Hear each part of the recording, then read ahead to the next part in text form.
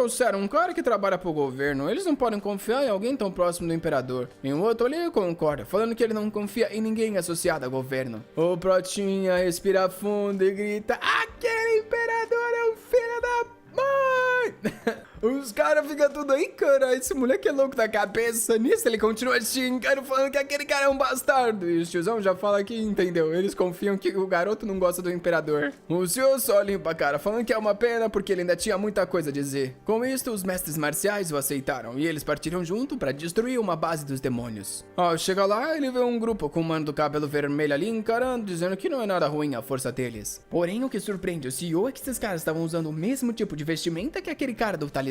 Ou seja, aquele cara que ele matou realmente era um cultivador do clã Jin. O Kim fala pro mano do cabelo vermelho que ele manteve a promessa dele e trouxe todos que concordaram. Ele espera que eles possam aceitar essa ajuda pra matar aqueles malditos. O homem só responde que sim, era pra todos se prepararem pra partir. Nisso, o senhor pergunta onde o Kim vai e pede pra ele o seguir. Eles então chegam em frente a um cemitério ali cheio de corpos. Todo mundo ali havia sido morto na mão do clã MacLean. Ele recuperou o máximo de corpos que podia pra conseguir ao menos fazer algumas covas. O senhor pergunta se ele fez tudo isso sozinho. Porém, o Kim só ativa uma magia do caminho dos céus. E diz que a alma de todos ali estava preenchida pela vingança por ter sido morto por aqueles malditos. E para permitir que elas pudessem partir, ele aprendeu algumas magias que mostravam o caminho para eles. Era bom o Eun nunca se esquecer que nem todo o poder usado por um cultivador é algo nojento e cruel. O importante é como essa força é usada. E é por isso que manter o seu coração como de um humano a todo momento era tão importante quanto continuar ficando mais forte. O senhor tá ali meio sem palavras e o amigo diz que a hora de partir chegou. Em outra parte da montanha, alguém junta os dedos e fala que eles vão abrir o caminho até a entrada do clã MacLean. Com isso, a paisagem da floresta de repente se transforma num castelo. O senhor tá todo confuso, a visão ao redor mudou completamente. Porém, ao mesmo tempo, o ar tomou um cheiro horrível de sangue e cadáver podre. Das muralhas, alguém grita que intrusos chegaram e eram os malditos do clã Jin que finalmente atacaram. De repente, uma barreira se ergue protegendo o lugar inteiro. E o chefe do cabelo vermelho diz que, como sempre, a habilidade deles em proteção era excelente. Nisso, o Kim dá uns passos à frente e o queixudo do fundo quer saber quem é esse mortal que tá indo à frente de todos. Ele tá agindo como se tivesse alguma permissão. O chefe, porém, fala que ele pode ser um mortal, porém ele é especial. Ele sabe que é difícil de acreditar, porém, em termos de proeza, eles estavam em termos iguais. Nisso, o Kim começa a concentrar uma energia na mão, rapaz, olha o Rasengan vindo. E o Protinha se lembra que essa era aquela mesma explosão que destruiu a casa dele. As energias que convertem a origem e com isso o ataque colide com a barreira, varrendo o lugar inteiro. O pessoal do clã Jin tá tudo assustado de boca aberta e a barreira fica com uma cratera, da qual um monte de zumbi começa a sair dos portões. Na mesma hora o chefe grita pra passarem por essas criaturas e adentrarem os castelos. O senhor vai passando dando corte em tudo, enquanto o pessoal do clã MacLean tá assustado, falando que os malditos realmente trouxeram inúmeros artistas marciais no topo, eles precisariam de reforços. O Prota, porém, reconhece esses malditos zumbis, essas roupas familiares. Aquele maldito de antes que fez aquele monte de zumbi fez aquilo com o Kim realmente era do clã MacLean. O que ele acha esquisito, porém, é que tava dando pra ver linhas de intenções nos zumbis. Porém, os zumbis eram pra ser criaturas sem vontades, então o que tava acontecendo? Talvez a vontade dos cultivadores que tava controlando esses zumbis? Porém, isso também não faria sentido. É quando ele nota um cara no campo de batalha com uma aura ao redor e os zumbis meio que o protegendo. Julgando pelo tamanho da consciência, ele percebe que esse cara ainda tava no primeiro estágio do refino. Rapaz, ele avançou na cara e coragem e cortou a barreira do humano que tomou-lhe um corte na testa. Ih, já foi envenenado. O humano tá pedindo pra ser poupado ali, enquanto o CEO manda ele responder o que era aquilo. Vixe, ao lado dele tinha um caldeirão e uma imensidão de corpos. O cara diz que vai explicar tudo. Esse aí era o processo do primeiro refinamento. Eles extraem o sangue e o ki dos mortais pra criar a primeira parte da formação da origem. Depois eles entregam a tal origem, que é esse pote com esse poder concentrado, pros superiores. Isso eles levam pra algum outro lugar onde fazem o resto do processo, misturando esse sangue da origem com o quinto refinamento. Quando a alquimia é performada em milhares de mortais, a pílula do rejuvenescimento finalmente é terminada. E se o garoto quiser muito, ele pode até entregar essa parte da origem do sangue que ele havia terminado agora. Era só a primeira etapa, mas valia muitas vidas. O senhor, porém, só agradece e diz que agora ele não tem por que hesitar pra matar ninguém ali. Porém, de repente, uma alabarda vem na direção dele e o senhor acaba soltando o cara. Nisso ele se vira perguntando o que o líder do esquadrão tá fazendo ali, porém o cara manda ele ficar em silêncio. Ixi, rapaz, é o resto do pessoal da sombra falando que é bom ele se preparar. Ih, rapaz, é logo o resto do pessoal lá, os amigos da sombra que trampava com ele antes. E o cara já manda ele ficar em silêncio, falando que ele não conversa com traidor. Uma explosão ali acontece na casa e o senhor pergunta: você tá me chamando de traidor, líder do esquadrão? Por acaso você sabe que a família imperial vem cometendo? O chefe avança falando que ele sabe sim e manda-lhe um corte, porém o senhor consegue se esquivar. Isso já pergunta: se você sabe, como é que você tem coragem de jurar lealdade a eles? Que tipo de humano faria algo assim? O cara continua atacando, falando: nós somos os braços e as pernas do imperador. Nós não pensamos por si mesmo, a gente simplesmente se move de acordo com as vontades dele. O senhor responde que o cara é um idiota. Pro imperador, eles não passavam de pessoas comuns e não era nada além de gado. Só que nisso, o chefe dá-lhe uma bicuda na barriga e empurra ele pra longe. O senhor percebe, as habilidades desse maldito melhoraram ainda mais. Ele tava prestes a chegar no pico das 3 flores. E nisso o chefe pergunta: você acha que seu lado é diferente? Me fala, qual é a grande diferença desse clãzinho com o qual você se juntou? O senhor vai falar alguma coisa, porém o cara corta, dizendo que não, eles também são ascéticos. Eles também veem as pessoas comuns como insetos. A escala de importância que ele dão para os seres humanos era exatamente a mesma, por mais que os métodos fossem diferentes. No final das contas, eles também iriam moer os cidadãos desse império para conseguir o que eles queriam. E talvez até se provassem pior do que aqueles que estão governando agora. Rapaz, mas aí eu vou ter que discordar. Como é que os caras podem ser pior do que alguém que mata todo mundo, milhares de cidadãos, só pra atacar no caldeirão e fazer pílula? E nesse momento se ouve uma sequência de linha vermelha vindo na direção dele e percebe que ele não vai conseguir bloquear. Porém, no meio do corpo do cara, ele agora tava vendo uma estranha cor roxa. O que era aquele brilho? O chefe então fala que não importa se o lado é melhor ou pior, ele vai escolher se manter leal ao lado que ele já fazia parte. Isso, ele dá um ataque com a alabarda enquanto o senhor se prepara. Ele vê o Ki fortalecido e sabe que esse cara tá querendo acabar com isso no próximo ataque. Vendo que essa é a convicção do cara, ele usa a técnica do corte da montanha do vale ecoante. A energia se expande cortando todo o campo de batalha e o velho fica assustado. O senhor tá lá parado falando que ele vai honrar essa determinação do oponente. Infelizmente, porém, ele só tem uma técnica que pode bloquear esse Ki fortalecido de frente. O ruim é que ele não consegue controlar o poder direito. Caramba, falou que não consegue controlar, mas destruiu o braço do velhão, que do nada também tá elogiando, falando: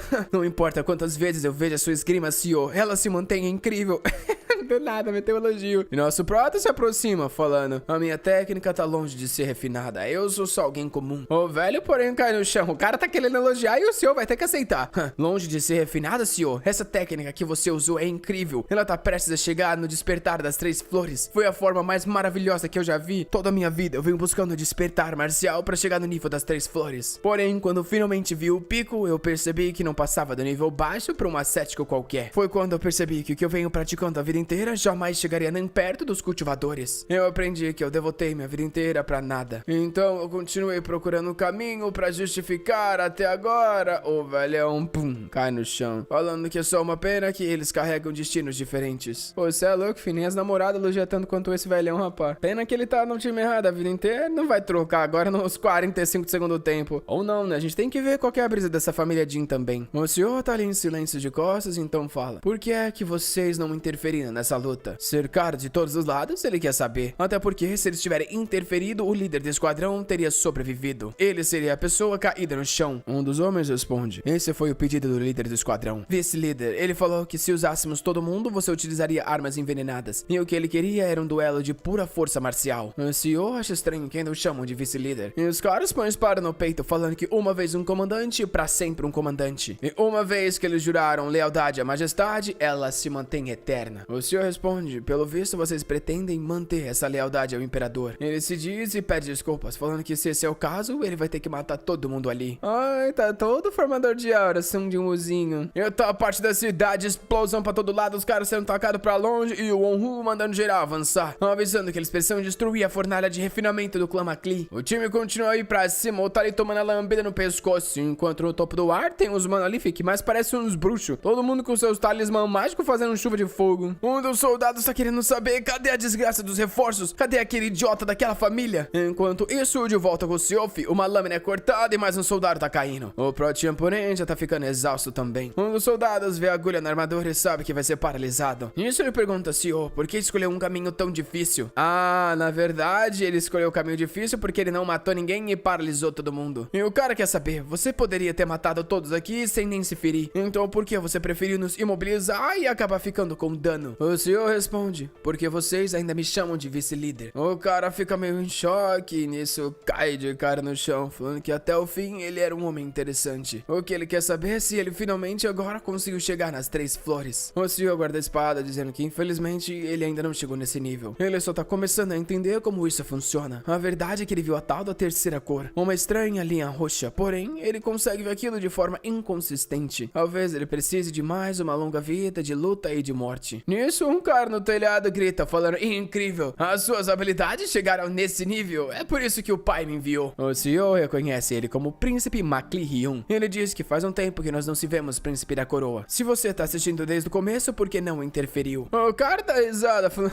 se eu tivesse interferido, tudo ia ser menos divertido. Além disso, não me chame de Príncipe da Coroa nesse lugar. Hoje eu sou só um representante dos reforços do clã MacLeod. Confuso, o senhor fala: príncipe, por acaso você acha que ver seus guardas morrendo é divertido? O tal do MacLeod, porém, perde a cabeça, falando: eu já disse pra não me chamar de príncipe. Porém, já que você insiste, deixa eu te falar algo. Por acaso você sabe como eu me tornei o Príncipe da Coroa? Na hora o senhor toma um susto. A aura do cara começa a se espalhar. Caramba, fui um cultivador daqueles, porque o negócio tá ocupando o painel inteiro. E ele fala que chegou no estádio do refiro numa idade jovem, assim como o pai dele. Não importa quão significante seja o crescimento do CEO, no máximo ele conseguiria enfrentar alguém no terceiro estágio. Ou seja, como é que alguém que seria derrotado por ele quando ele já era jovem o venceria nesse momento? Além disso, era engraçado ele achar que ele precisa de algum guarda. O senhor percebe, esse cara é forte. Até mesmo mestres marciais que já dominaram as 3 flores teriam que arriscar suas vidas para lutar contra esse monstro. O problema é que eu ainda nem cheguei nesse nível. Se eu lutar contra ele, eu tenho certeza que eu vou morrer. Porém, por que é que um sorriso se forma no meu rosto? A razão é óbvia, é porque eu não tenho medo da morte. Se isso significa se aproximar ainda mais da compreensão dessas linhas, o quão importante é a morte. Se um pode despertar no amanhecer, então não tem problema morrer no entardecer. Foi isso que aquele cara ensinou pra ele enquanto lutava contra 50 pessoas. Na vida passada eu nunca entendi esse ensinamento, porém agora eu finalmente tô começando a compreender. O príncipe sorri e fala: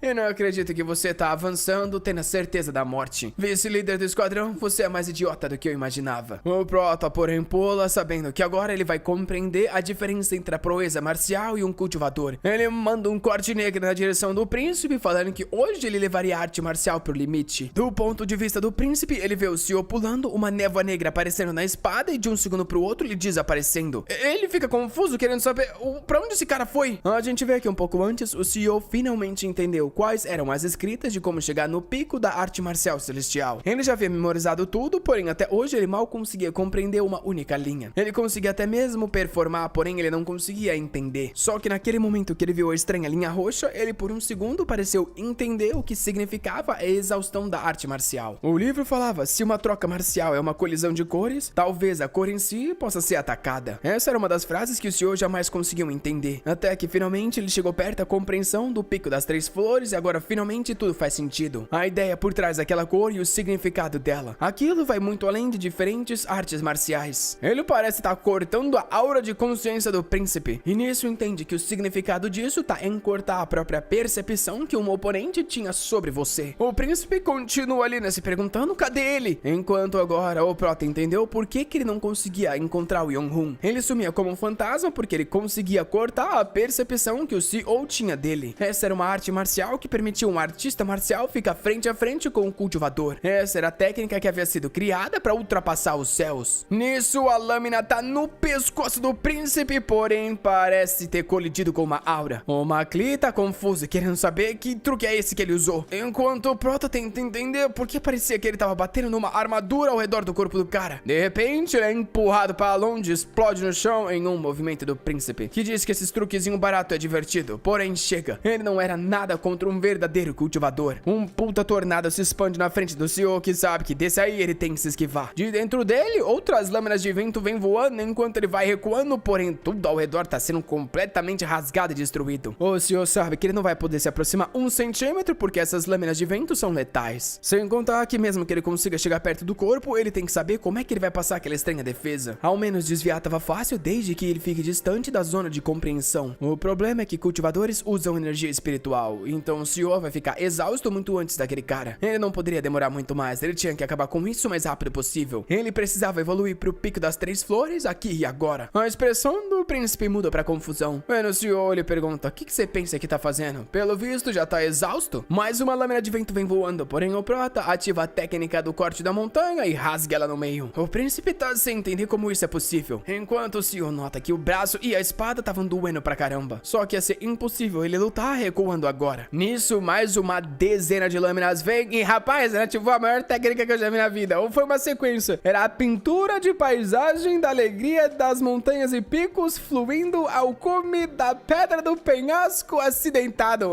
Só que já não é uma técnica não, pô. É literalmente um poema inteiro no meio da luta. E ele tá ali mandando um ataque atrás do outro, falando que ele não pode parar. Não importa que o corpo dele vai terminar destruído igual um pano velho. O Macri, porém, continua ali, todo Narutinho mandando vários jutsus, querendo saber como ele tem coragem de agir assim. De repente, uma boca gigantesca surge em meio ao tornado. E o cara ordena que ele morra agora. O senhor, na hora, tem certeza? Disso não vai dar pra esquivar. Os instintos estavam falando que ele vai morrer instantaneamente no segundo que aquilo tocar nele. Porém, naquele momento, aquilo não o preocupava nem um pouco. Ele iria de forma inconsciente seguir o caminho da linha roxa, enquanto se pergunta o que o roxo significa. O azul é a linha da proteção, é aquilo que origina dele. O vermelho é a linha da vontade, que origina do ataque inimigo. Nisso ele começa a perceber talvez o roxo fosse a proteção e o ataque junto, o ódio e a intenção de intervir sobre ele. A criatura vem pra frente, agora ele entende. Ele sempre imaginou que o oponente via o vermelho, porém na perspectiva do cara, obviamente, tudo se inverte. O que é azul pra ele é vermelho por inimigo e vice-versa. Isso tudo não passava de uma questão de perspectiva. No final das contas, todas as linhas possuíam a mesma cor. Uma arte marcial não pode ser completa por si só. Ela precisa do seu inimigo para fazer algum sentido. Um nível no qual ele consegue compreender um reflexo de si em seu oponente. Agora ele estava entendendo do que o Pico das Três Flores se tratava. Ao entender como o inimigo o vê, ele começa a perceber. Ele vem gastando Ki de uma forma idiota. O gangue da espada era uma técnica que ele mal conseguia manter por um segundo quando ele colocava todo o Ki nela. E agora tá explicado, uma arte marcial não era performada somente com a força de si mesmo. A percepção do oponente e do mundo era o que realmente completava ela. E com isso, ele ativa a técnica destruidora das montanhas, a forma final. O corte vai na direção do largatão do deserto, ali direto na boca,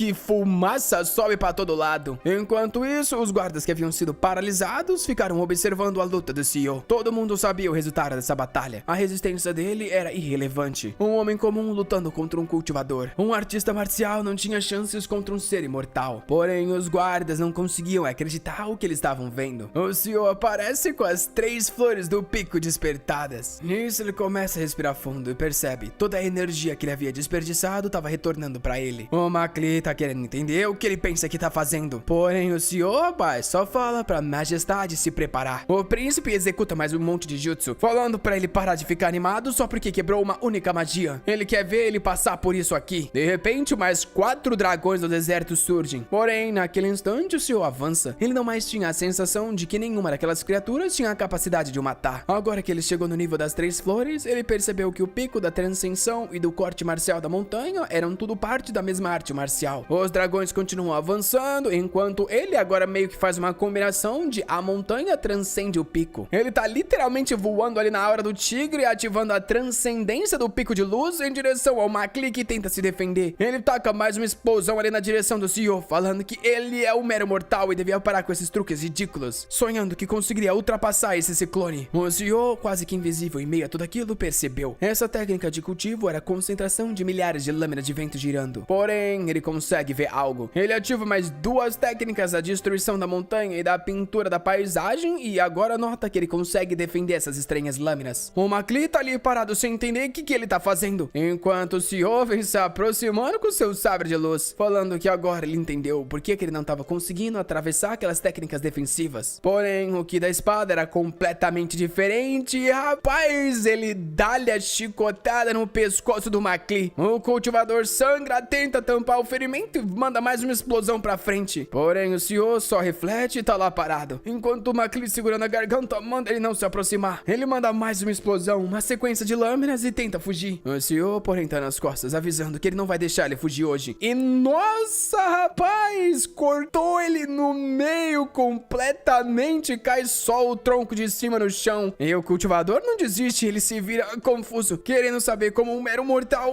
foi capaz de fazer algo assim. Ele fala pra ele não se aproximar. Para de achar que o que você tá fazendo é certo. Você acha que o clã Jin é muito diferente? Ou você acha que realmente os cultivadores do clã Jin chegam no estágio que eles estão sem ter consumido pílulas feitas dos mortais. É bom você se lembrar que meu pai te deu uma pílula vazia alguns anos atrás. Se você consumiu ela, até hoje você não é diferente.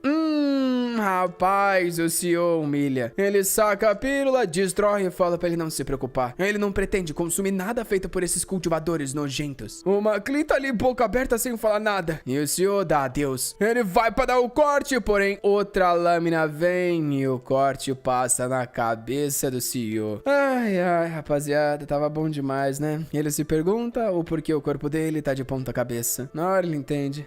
Fui decapitado. Isso não é um ataque que alguém no começo do cultivo conseguiria fazer. Tem que ser algo que ultrapasse drasticamente isso. Somente um cultivador no estágio avançado ou Yonghun, que já chegou no pico das 5 energias, conseguiria performar algo assim. Ele começa a ter um flashback de todas as vidas que ele levou, da primeira até essa. Ele vê uma cena do Yonghun matando um cultivador e comemorando que finalmente ele matou um cara nesse estágio. Finalmente um artista marcial conseguia bater de frente com esses caras. Enquanto o senhor pensa, muito tempo atrás, nossa segunda vida terminou em um instante. Eu ensinei o Yonghun e consegui ver ele superar os cultivadores. Nisso eu comecei a ter a esperança que um dia eu derrotaria os cultivadores. Porém, esse dia logo se colapsou. Naquele dia eu não consegui fazer nada. Ele repete pra si mesmo que ele só precisava ser mais forte e ter tentado ainda mais e talvez ele teria chegado mais longe. Porém, a cabeça tá no chão. Enquanto ele diz pra si mesmo que agora que ele chegou nesse nível, ele não pode deixar ele morrer assim sem fazer mais nada. Esse não era o momento. Ele precisava matar aquele cara. Rapaz, você perdeu a cabeça. Eu acho que não vai dar, mas eu admiro a motivação que não acaba.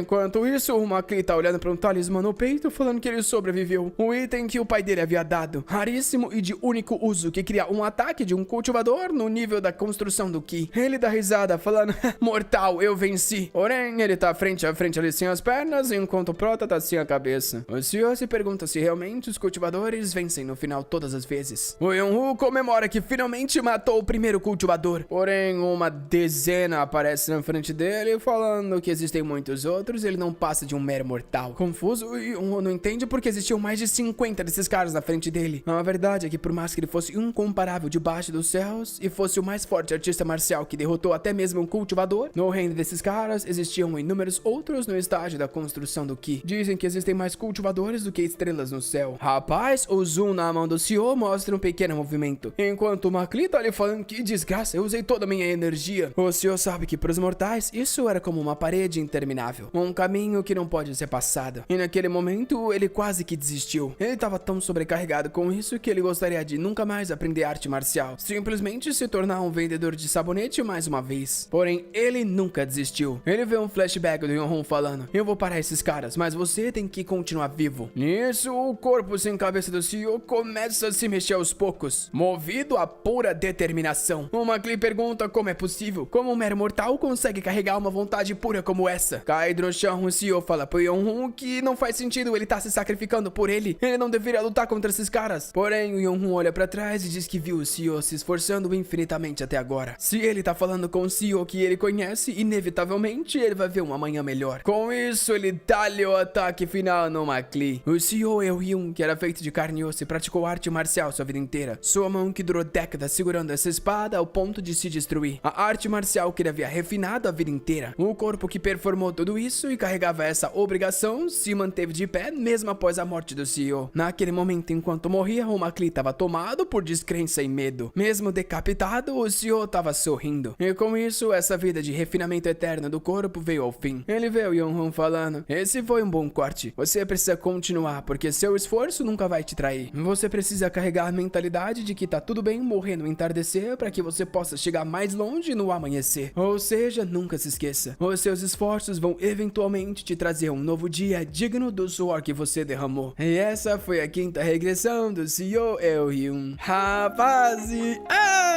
do céu, essa foi insana, não, pelo amor de Deus. Caramba, que obrinha, hein, mano. Terminamos a primeira temporada e essa aqui, Absolute Peak, tá ligado? Absolute Cinema, rapaziada. Cê é louco. O que eu vou falar, né, rapaziada? Terminamos com lição de vida ainda, cê é louco.